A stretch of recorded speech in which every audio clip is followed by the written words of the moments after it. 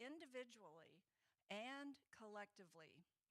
So we really do focus on the center as a whole, like Reverend Michael said today. Our tribe is our vibe. Our vibe is our tribe. So you can see here the mission statement. We do this through the teaching and practice of science of mind and spirit and the energy of unconditional love. So Reverend Eunice, when you spoke, I was thinking I was going to get a little bit about the setup of the Leadership Council. Is that good? Okay. So our Leadership Council, we, like Reverend Eunice said, we do collaboration. And instead of the Robert's rules for meetings, we're a collaborative group. We come to consensus on what we're discussing and what were decisions that we are making. We meet once a month, and we're elected for a two-year term.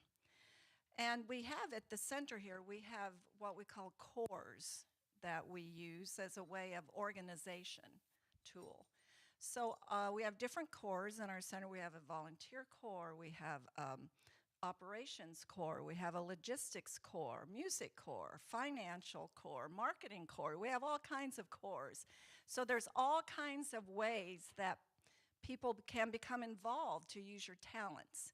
If you have something you love to do, I'm sure we have a place to put you here. No matter what your love is or your talent, we can use you here, and there's a place for you here. So the council members, the cores then have teams. So we have a volunteer team. We have one of the volunteer team areas is bookstore, and Kathy is volunteering in that capacity. We have our kitchen. Tom works in the kitchen for hospitality.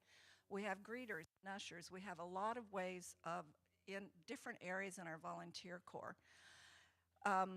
The operations core, well, I'm not going to go into each one of these because the people that are here for that core can talk about that.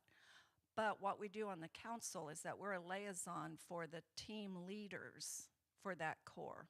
So there's a team leader for the bookstore core, which is Lee, and Lee then would give us a report every month about what's going on with the bookstore.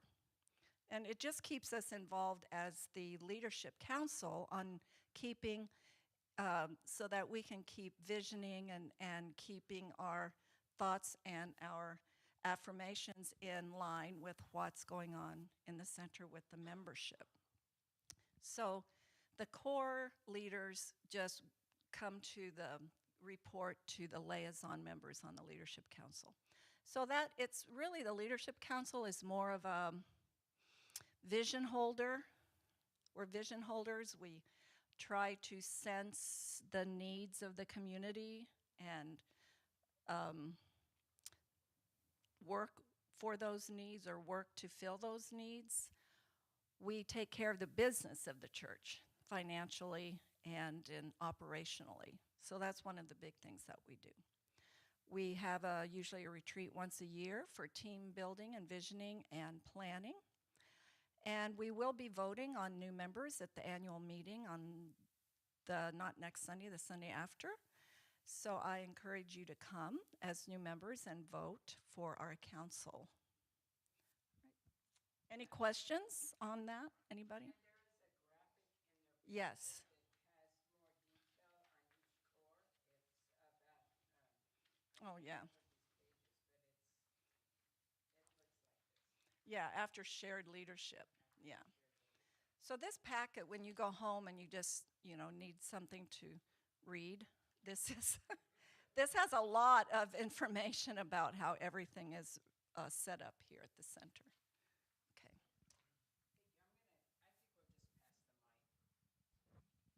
I think we'll just pass the mic. And we do have some people online, so I was going to just come down and make it real intimate. But since we have people online, we have to do formal presentation. That's one thing that's interesting about our community. Since the pandemic, we've become a virtual community as well as an in-person community. We have regular people showing up every single week, located in Colorado Springs, in 2 from Washington, one from Seattle, one from Olympia, Nevada. So, yeah, that's right, Jeff Gillis. I always forget him. He's a lot of these people take classes online. They attend meetings online. They see us every Sunday online, and it's amazing how regular they are, and they feel very much a part of our spiritual community. And it's hard to remember that when we're sitting here in person and engaged to remember that there's this whole virtual community that we have to be more inclusive. And we're learning how to be more inclusive beyond these four walls. Um, that's probably our growing edge. um, Part of our way of governing in the Leadership Council, Carla mentioned, is the shared leadership model.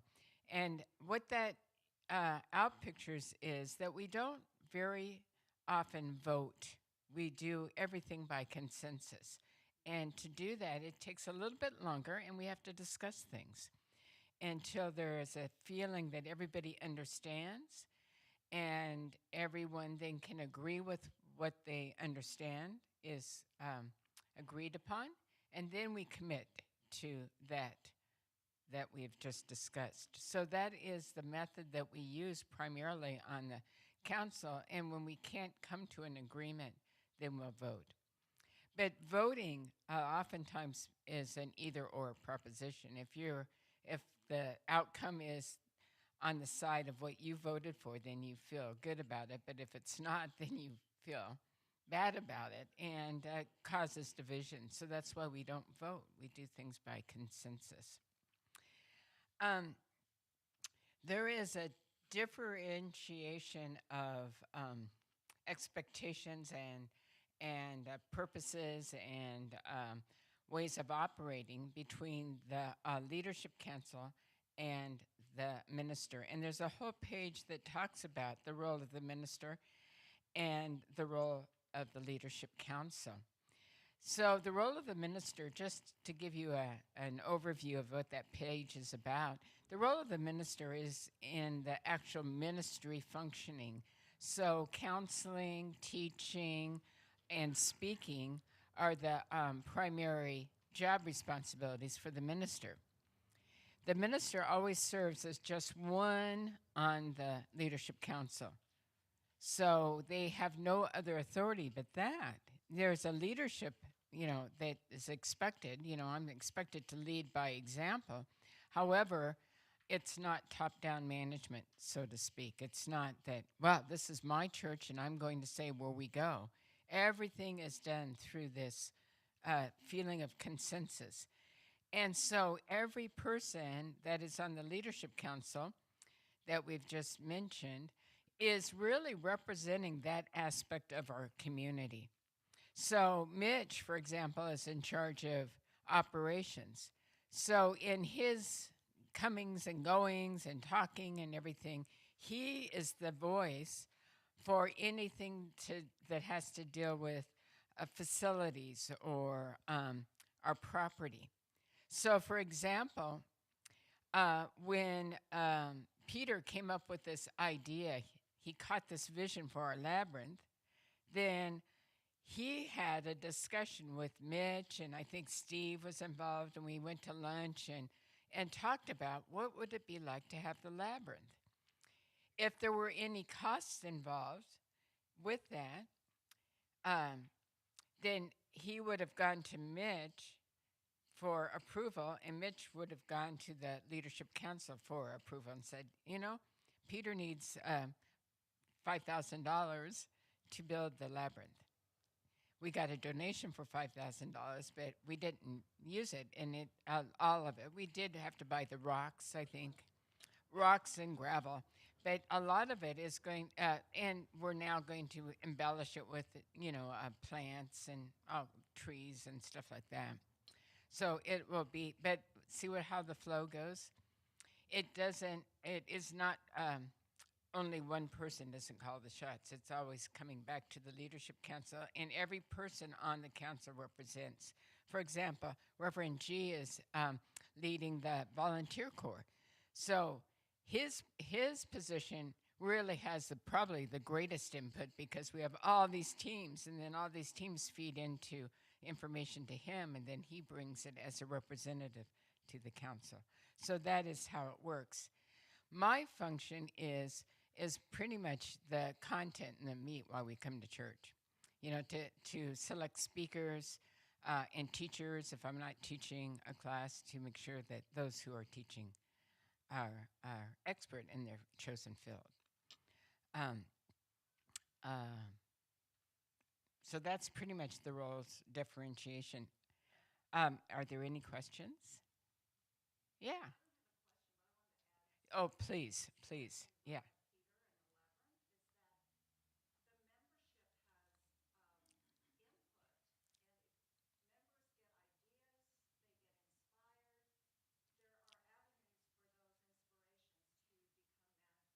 Yes.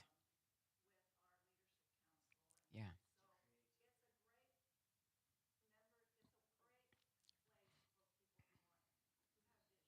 Yeah.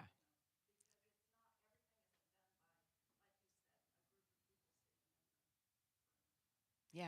And even things like the bookstore, it's all open for input. So if you really would like to see an item, then you have all the right to go to Lee and say, you know, why don't we stock teas in our bookstore? Or why don't we have jewelry or whatever that is? And then she would investigate it and set up a way to do that. So we encourage feedback from all areas of our center for every area. Yeah, Karen. Kathy. God, I keep saying, you know, this is so weird. As long as I've known Kathy, I've called her Karen. And it's like, I cannot help it. It's like, she just looks like a Karen to me. Kathy.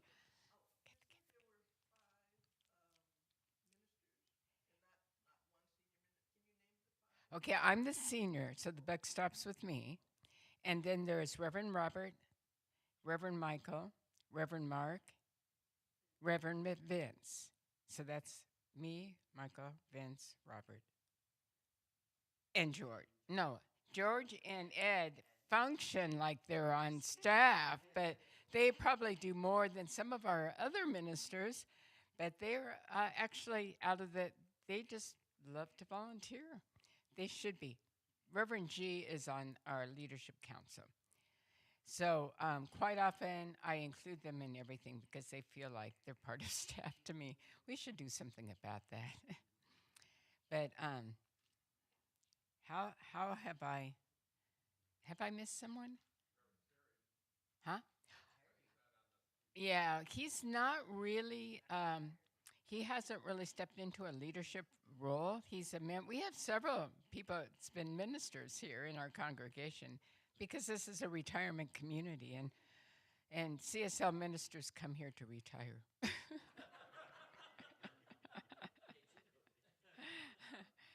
Okay. Any other questions? That's a good question, though. Yeah.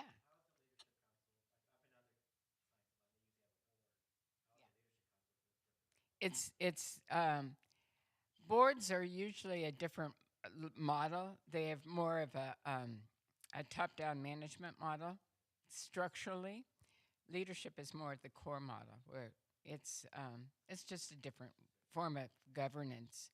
So, whereas a board would do things more like parliamentary procedure based, we don't. That fits religious science because it's like herding cats. So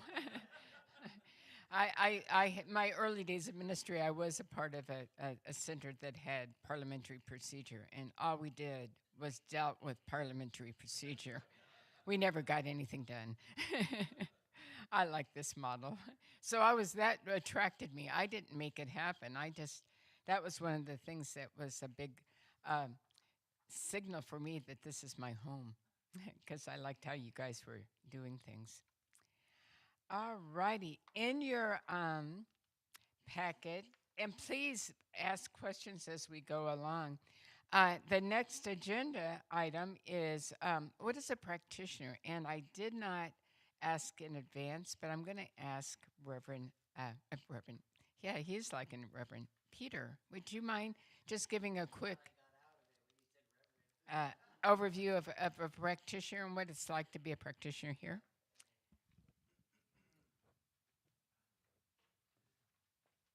We're good. Here we go.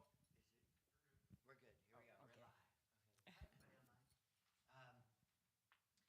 So, being a practitioner, I was called to be a practitioner when I was at the Center for Spiritual Living in Pasadena, and it was a center that I didn't fit in at the very beginning. It had been, it was one of the fifth center that was started. As far as when Science of Mind was setting up locations and places for people to go, it was started by a woman. They do own their own building, and I think those are very important things. Um, so I was called to go to the Center for Spiritual Living in Pasadena, and I didn't fit in. I didn't necessarily feel very welcome.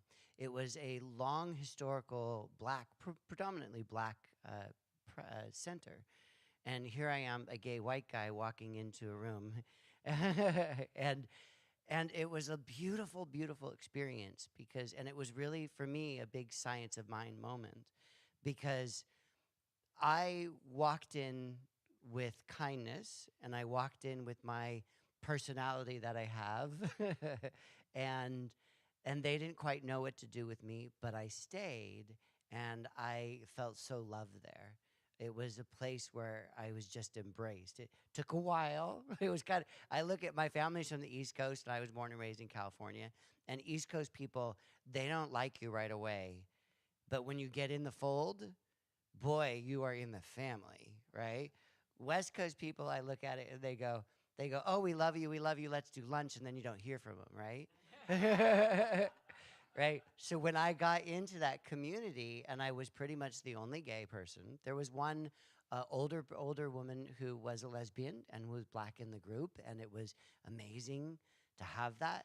But she kind of was on the fringes. She didn't really stand out. She really didn't say anything. She didn't really have that presence. And so for me to go in, I was a bit of a disruption. And that community came so far. It's a beautiful community. I came so far in that community and grew so much in that community. And that's what being a practitioner really is all about. It's about growing and expanding and moving in and finding ways to love even more deeply and connect even more deeply and to honor each of us in our own way as we are. And that was such a real powerful experience for me because I grew up in a very racially diverse place. I grew up in Silicon Valley as a kid as Silicon Valley was starting. So my school was very mixed, but it never was talked about. It was just kind of assumed. And to go to a center where people were conscious of it, they had difficult conversations, they talked about these types of things. And that really, for me, is one of the most important parts about being a practitioner. Learning how to, somebody said to me when you watch the news, my reverend, actually, the previous reverend that I had, they said the news is an opportunity to pray. It's a prayer request. Yep. Right? It's not an opportunity to go hide. It's not an opportunity to live in your bubble. It's not an opportunity to push things down. It's an opportunity to step forward. And that's really what being a practitioner is to me. It's an opportunity to connect, to love, to push my own boundaries, to step into places where there's difficult conversations, it may not be so easy, and to bring love into those places. And that was really my experience in being a practitioner, and I'm only a prac for, oh gosh, this is my third year. Oh, this will be my fourth year. So I need to get on my CEUs. But yes, so that's my life as a practitioner. And the requirements to be a practitioner, you have your basic classes. I think there's 6 basic classes that you have to take, and then you are eligible to take the 2-year in-depth training. And it really is an in-depth training experience where then you go through a written exam and an oral exam. And so it's not just a quickie experience. It takes a good 3 years of your life to be eligible to be licensed as a professional practitioner. Then you're eligible to do spiritual counseling, not psychological counseling. Um, Peter is also a therapist, so he does both. But most practitioners have to be very careful that you don't have your clients assume that you're doing psychological counseling. I like spiritual counseling because when you go to the very core, everything else is healed in the process. So I think they both go together hand. Uh, all righty. Our next topic is the importance of being of service and our volunteer network. And I'm going to have Reverend G talk about that.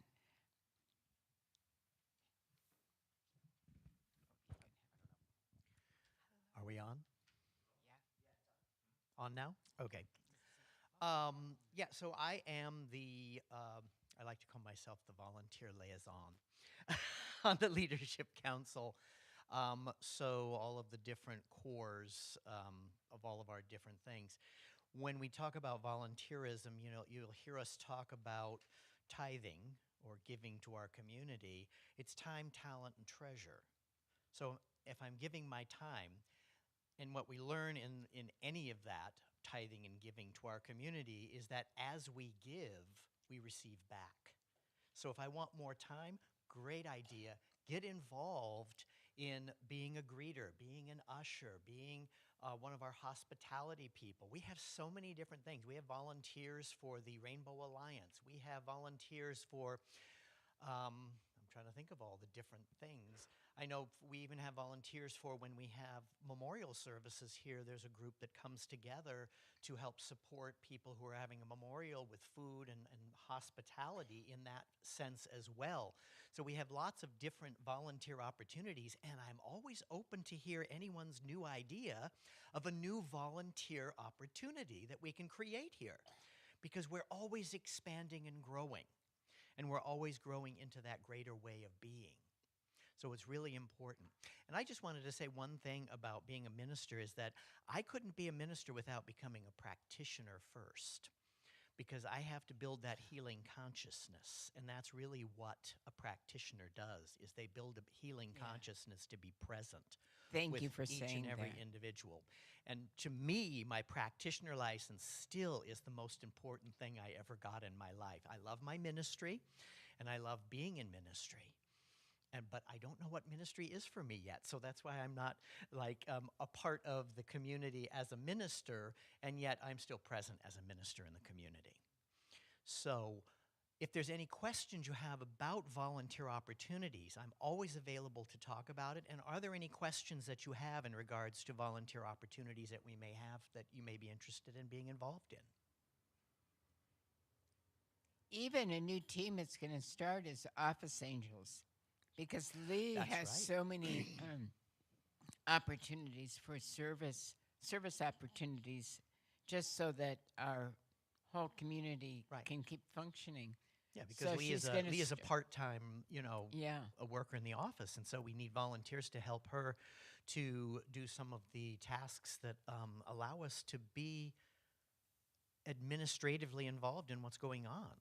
Flyers, all kinds And of then we different do also have options. team training. So for all the leaders of every team, we have an annual training that allows them to get experience in recruiting and the care and feeding of their team members. So we have happy volunteers that are not burning out.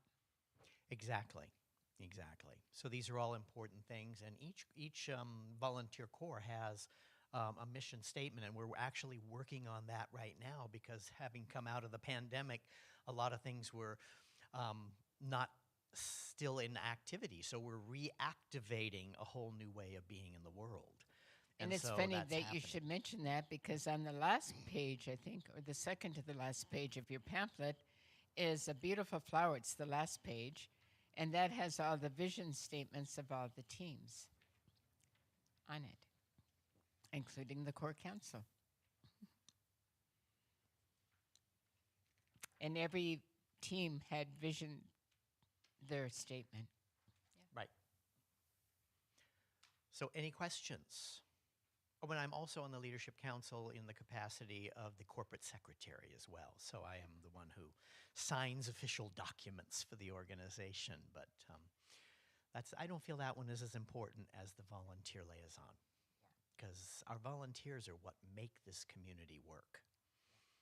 So, getting involved, and I'm telling you, getting involved is so wonderful. That's I got out of ministry when when the universe said you're done in Boston after my beautiful husband and I created a community there and came here. And now I'm in that place of, okay, God, what's next? And so in the meantime, I get involved because I can't help but not be involved in this community. So Thank you. Thank you. Thank you, Reverend George. All righty.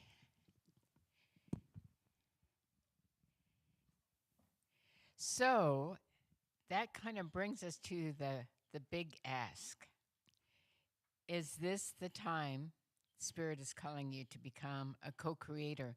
In our center, we don't have members, we have co-creators, because it's not a place to just show up and be like you'd be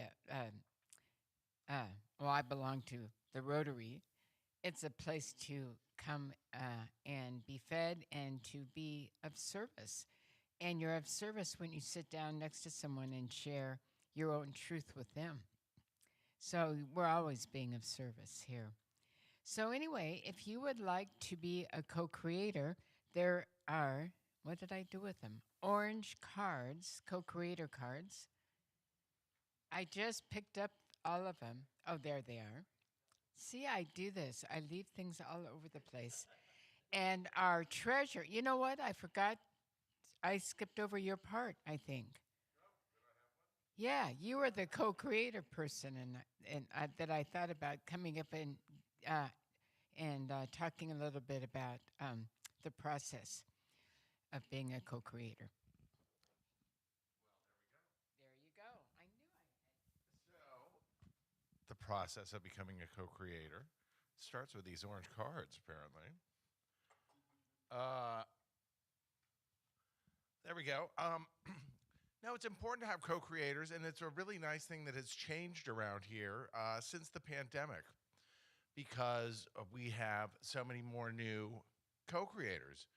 And the reason we don't call them members is because it kind of keeps folding back on itself that, we're all in this together. So if you want to do something like build a labyrinth, say, propose it. And we co-created that together. It was really Peter's idea, and then the rocks came and all the labor came and everybody put it together, and then we've all been enjoying it ever since. And so it's more than just being a member, just being, somebody's name on a list. We are all creating this community together. And so it makes a difference when people take that extra step of being, stepping forward and becoming a co-creator. And we call the other people participants. So it's nice to be a participant. It's nice to see you on Sunday. It's great to be part of the community. But the deeper you get into it, the more you'll get out of it as a co-creator. And so it kind of goes back to Reverend Mark's message earlier today, starting with, the door is open and come on in and everything is yours. And we'd love to have you join us and really partake of it and grow together. So let's create together. And with that, everybody fills this out. I'm going to bring this back to Reverend Eunice for the actual process.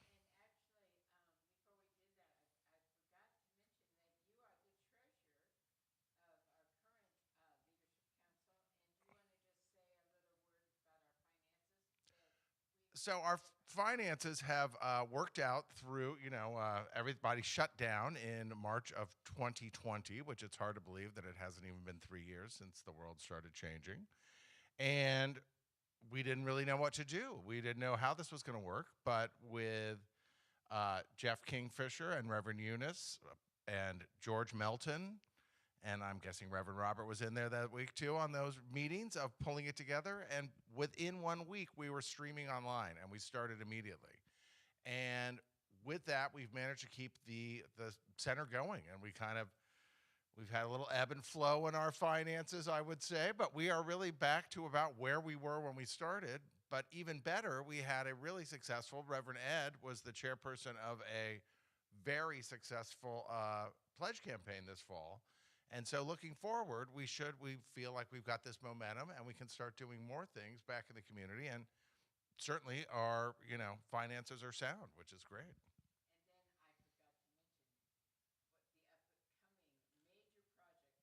Oh yes, and we do have, and in the cores, one of the cores and the treasures is development, and it's time to fix the parking lot, and so that is going to be, that's a lift for us. Yes, getting that parking lot, because parking lots, as much as we use them and walk across them, we don't really respect them or realize how costly they are to actually put together. So, knowing that, we will start on this project here in the next couple of months and start a whole development campaign and really come together just to make the parking lot safe so we can all use it and then have more room for more co-creators in the future as they come.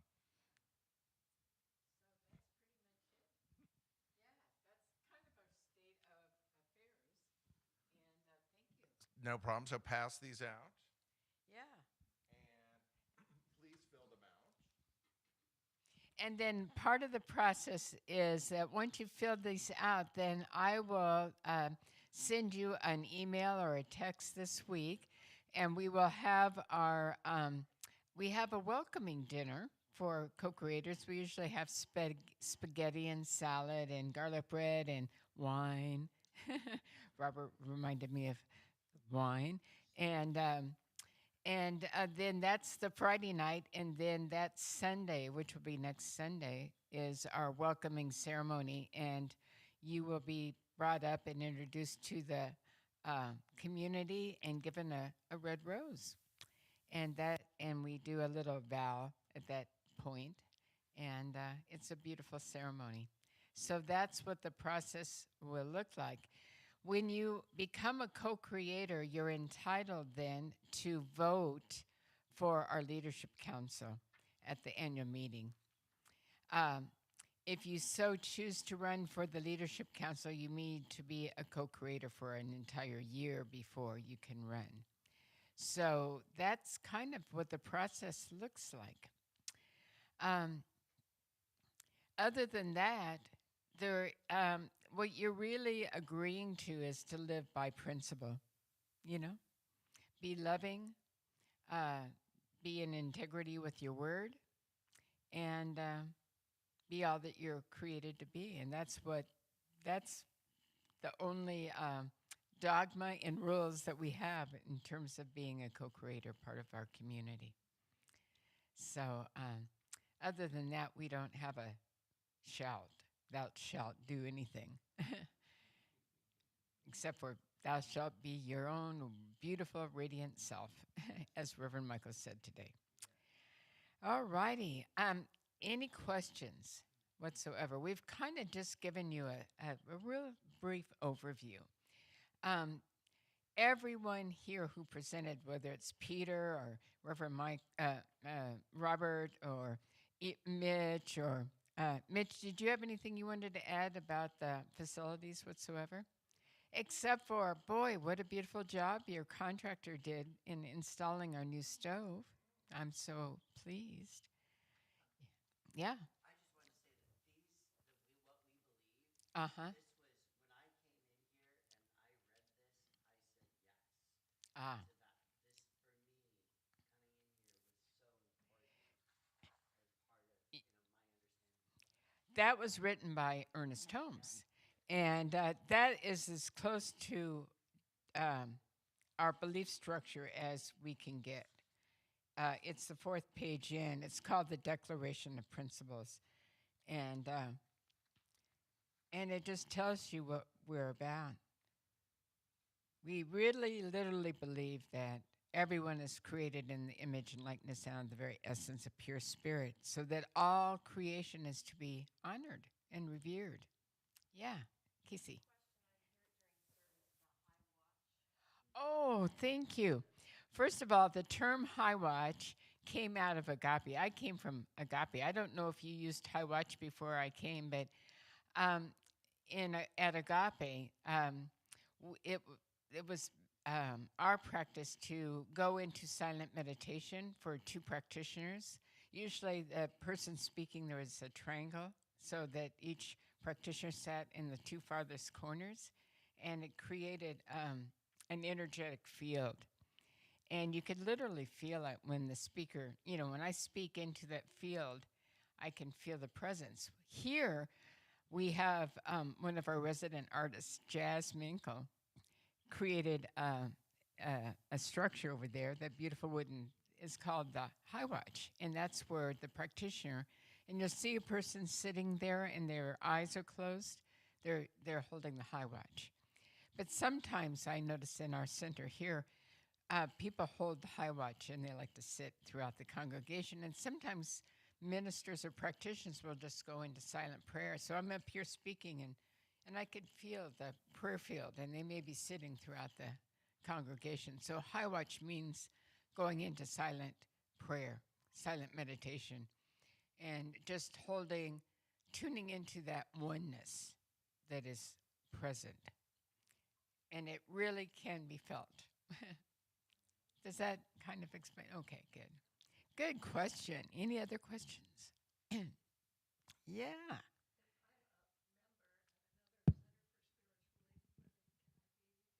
Oh, yeah. Yeah, yeah. Because legally, the CSL permits that, with the understanding that you support both centers. So when you're here, you support us, time, talent, treasure here. When you're at the other center, you would do the same. But that's the only stipulation. Be They allow our greater parent organization allows you to have multi. Yeah, yeah. Well, I think it's because we are mobile kind of people, especially people who are attracted to our teaching, are people who don't live inside a little box. So you have to be more accommodating, I think. Yeah, yeah. Good questions. Any other questions? Yeah.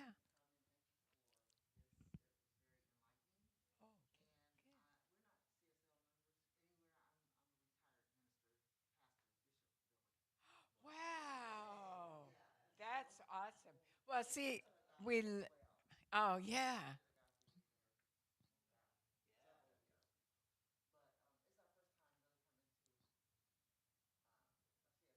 Yeah.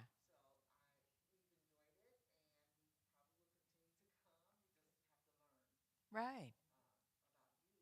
And you don't have to become a co creator to do that either, because we have participant categories, meaning you just show up on Sunday. Yeah. Yeah. Oh, thank you. Yeah, and I see Reverend Michael. I was the one of the original uh, Vision Corps people and board members. My prayer partner Joan Stedman and I, and then Reverend Coco. Reverend Coco. Well, her husband Dick Stewart. We were the original Corps, Vision Corps, and no.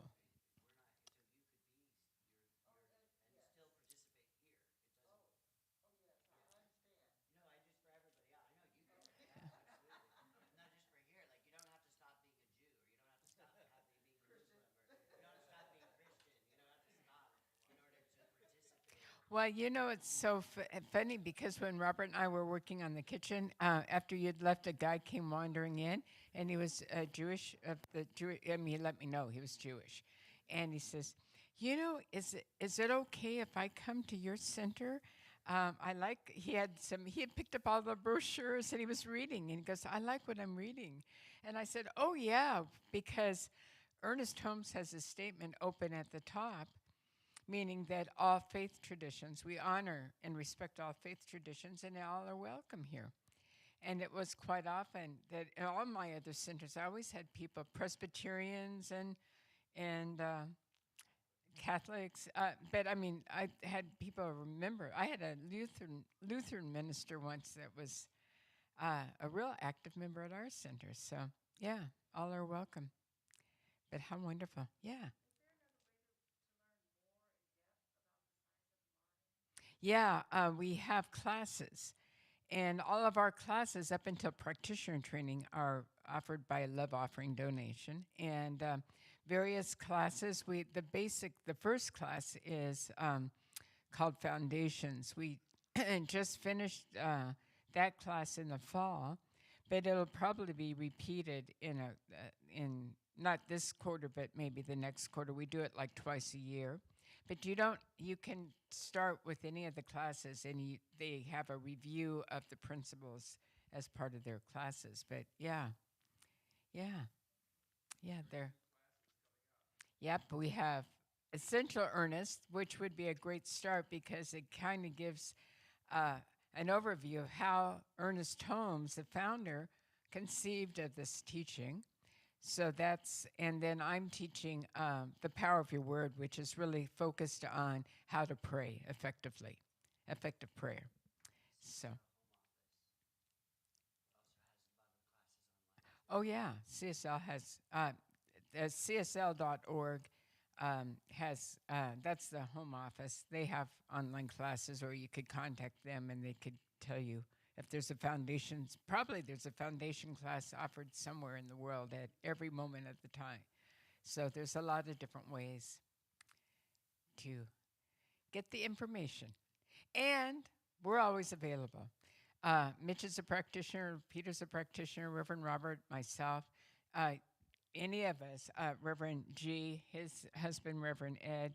If you ever have a question, just say, I have a question. Can you answer it? So we're always here for you.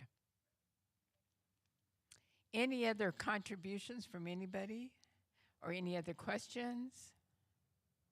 Are we good? So if you've filled out your orange card, then if you'll bring it up to me, and then I will be sending you an email. I think a couple of people have filled out the card, but they didn't stay for the jump start.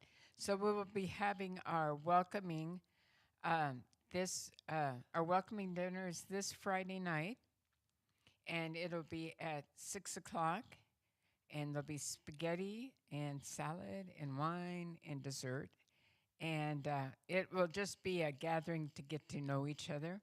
And then next Sunday, we'll be doing the little welcoming ceremony up here, and you'll get your membership card with our new logo on it. And then you'll be an official co-creator. So that's what we have in store. And then in 2 weeks, we have our annual meeting, or 3 weeks. Is it? See, I keep thinking that today's the first Sunday of the month. It's the second, so it's in 2 weeks. Because this is a 5-Sunday month, huh? Yeah, okay. All righty. Well, have a blessed rest of the day and week, and I'll see you next Sunday, or I'll see you Friday night. Bring up your orange card, please. Thank you. Thank you, Jeff. Thank you, Jeff. Thank you. Bye, online people.